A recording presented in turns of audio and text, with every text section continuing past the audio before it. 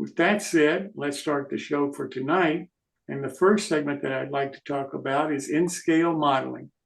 And we have a great sponsor for this segment, National Capital Trains.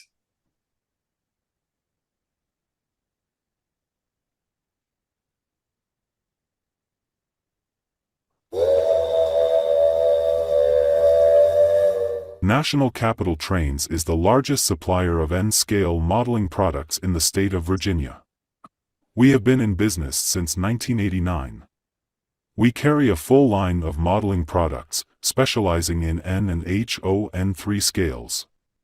We carry a large selection of competitively priced high-quality N-scale products from Atlas, Bachmann, Digitrax, Intermountain, Cato, Microtrains, NCE, Pico, Rapido, Soundtracks, as well as brass. For foreign railroad train aficionados, we offer a wide selection of Japanese and European prototype trains. We are located 20 miles from Washington, D.C. in Springfield, Virginia. We are a short 7-minute drive off Interstate 95. Stop in and see us for the best in N-scale. We also have online ordering on our website, including great prices and expert advice. Call us for your N-scale modeling needs and advice. Use the QR code to visit our website. We look forward to serving you.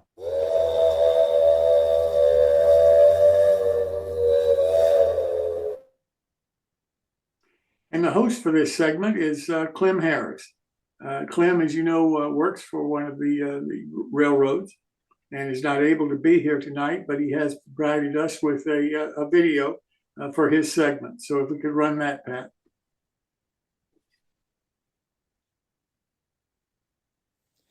Hi guys, this is Clem Harris, your New Tracks modeling host for the N-scale modeling segment. Tonight I'd like to start a couple-part series with you, showing you how I change the number on a locomotive and do a few things to it to get exactly what I want, rather than use an off-the-shelf road number that everybody on the internet or at your local club may have. How I'm going to build an exact model of a locomotive that I found interesting recently. Many of you know, if you follow along in the hobby or participate in any rail fanning activities, that there's been a few locomotives that have had the noses repainted by an unknown artist, showing their history. In one case, one was painted for the Richmond, Fredericksburg, and Potomac. Another one, an old CSX Jeep, had the nose painted back to its chassis system glory. Being a West Coast modeler and somebody that models today in N-scale, we don't get to see that very often. And recently there was a BNSF SD70 Mac that went east on NS's property. And while it was back east, somebody added the BN logo back to the nose, the way the locomotive was originally delivered about approximately 30 years ago.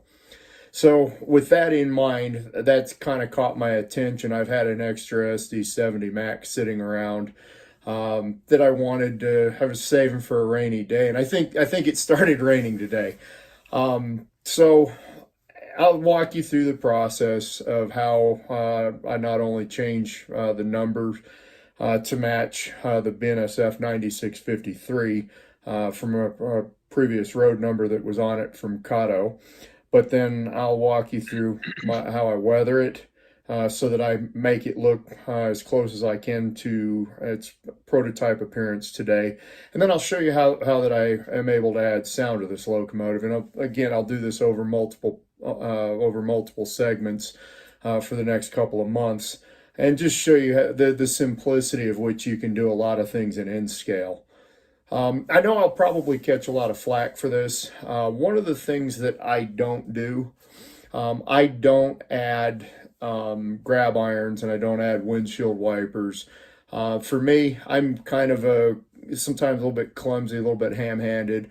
And I also think that grab irons and some of those detail pieces, in addition to being making the model a little bit more delicate, um, I have a hard time being a railroader looking at the nose of some of the models that are out there, and the grab irons look like to me, they appear like they stick out a lot farther than they really should. And this isn't meant to knock anybody that does add that stuff or wants to add that stuff, but for me personally, I focus my detail on light and sound, weathering, and then basic little things like you'll see in this model is properly equipped now to lead because it has positive train control and it has the antennas on the roof. And I'll add little basic things like that. But I also remember the perspective that I am working in a significantly smaller, with a significantly smaller model. And so the addition of the grab irons and stuff, like I said, it doesn't do it for me. With that in mind, let me start. We'll show you what I've been working on. You'll see over the course of my segment tonight, I'll walk you through how what I'm using to change the road number and remove Cato's graphics from the locomotive without actually stripping and entirely repainting the locomotive. And then you'll see, I'll give you a list of the products that I use, and show you, just walk you through the process. And you'll see some of it there'll be interspersed with some, little bit of me talking.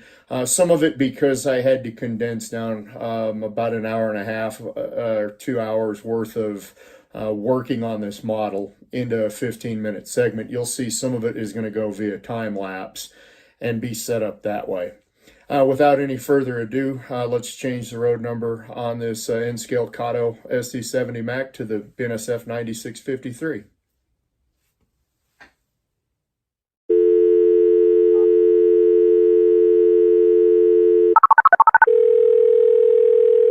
Hello?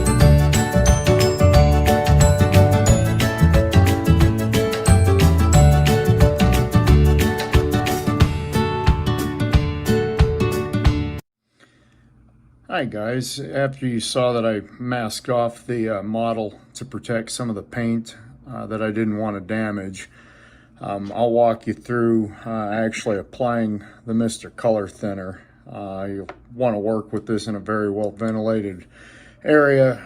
It's got kind of a strong smell to it. You see I've just taken my micro brush and I've dipped it in the top of the bottle, and I'm just very gently going to put a little bit on here. You saw that in the pictures that I shared, I took and forced the edge of the tape down to hopefully help prevent some of the Mr. Color Thinner from running and impacting other areas that I don't want to damage the paint on. So I've applied just a little bit. You see that just a very gentle touch, and you see here it's starting to, the 5 is starting to run a little bit. So we'll just gently keep working at this. Gently keep working at it, and you see the 5 is starting to go away now. Just real gentle. Because if you push, if you're a little too rough with it, you'll actually rub through the, in this case, it would be the cream color under the road number. So we just want to work at it real gentle. We just let that sit on there for just a second while I've been talking with you. And we'll just keep gently working this. I'm going to grab another couple of brushes out, and same thing, just a real dip that in, and just knock the excess off. You see, I'm just very gently, no real pressure is being applied to the model. Just gently rubbing the micro brush across the shell as I work here. So I'm just working at the last little bits of getting the edges around the top and the bottom parts of the numbers. Just gently working through the detail that's on the model shell. So you see now as you look at this, it's pretty much gone. So now I'm just going back and just very gently wiping the excess off. And this time I didn't add any Mr. Color Thinner to my brush. And I'm just gently rubbing,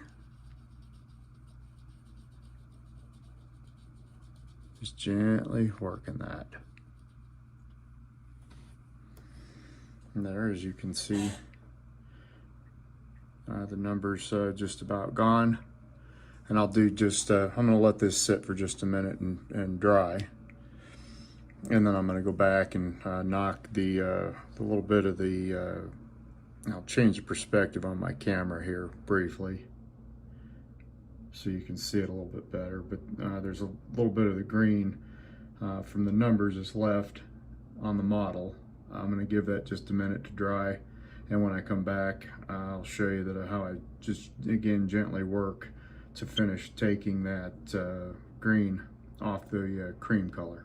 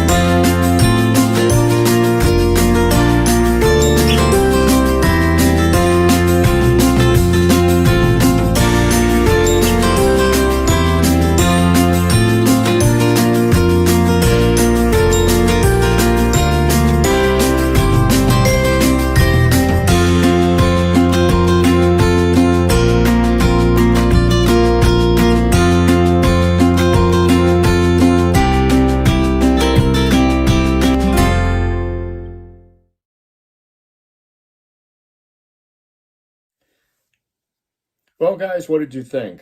You got a quick overview tonight of uh, just walking through the process of removing Kato's graphics from this SD70 Mac. And then you saw where I started getting the decals laid down to make it now represent the BNSF 9653.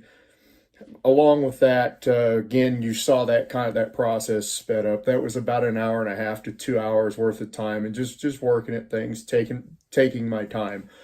I wanted to make sure everybody saw the list of what I used today. That Mr. Color Thinner is an amazing product. Kato, I saw that on their website a bunch of years ago. And Kato recommends that to be able to renumber any of their locomotives or any of their equipment. I do want to add one word of caution as you use the Mr. Color Thinner. A few years ago, I tried it on a Scale Trains product, and it ate the paint all the way around the numbers that I was trying to remove, and it did not remove the numbers. And so that made kind of a mess. I had to go back and try and patch the paint on that locomotive and make it, put it back into its proper appearance after trying to renumber it. It was a little bit frustrating. The suggestion I would offer that is if you want to try this Mr. Color Thinner, obviously you've seen it works very well on a Kato product, but before you use it on anything else, you may want to try it on the inside of the shell. Try it on something that is not as important as maybe one of your high dollar models.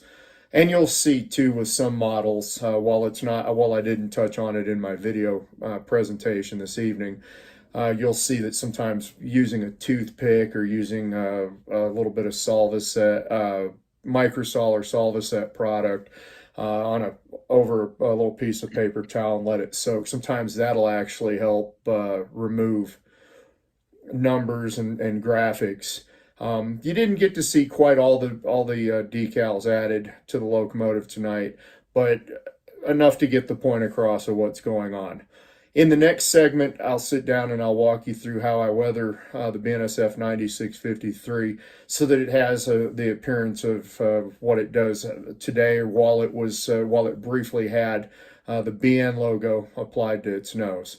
Thank you very much for watching. Have a wonderful evening.